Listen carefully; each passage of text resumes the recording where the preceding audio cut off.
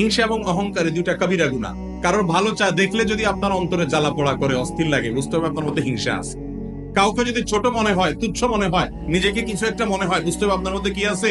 অহংকার আছে। কেউ হক কথা বলেছে, আরে ও বলছে, তার কথা কেন শুনতে হবে?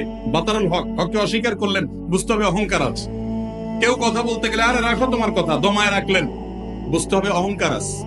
এই অহংকার দূর করার জন্য কি করতে হবে? নিজের চাইতে যাদেরকে ছোট মনে হয়, তুচ্ছ মনে হয়, সেই মানুষগুলোকে বেশি বেশি সালাম দিতে হবে, তাদের সাথে বেশি বেশি মিশতে হবে, তাদের সাথে বেশি বেশি বসতে হবে।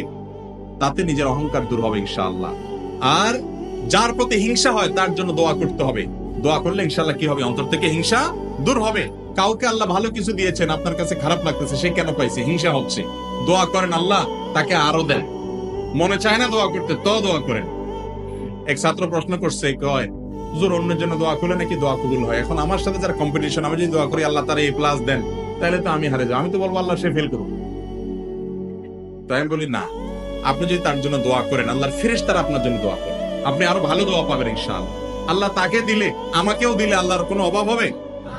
এই জন্য হিংসুক যখন কারোর ভালো দেখে হিংসা করে, এর মানে হলো সে মনে করে যে আল্লাহ তাকে দিলেও আমাকে দিতে পারবে না। না, আল্লাহ তাকেও দেখ, আমাকেও দেখ, তারটাতে আমার দুঃখ নাই, আল্লাহ আমাকেও দেখ, আমিও চাই। এরকম করলে সেটা হিংসা হবে না।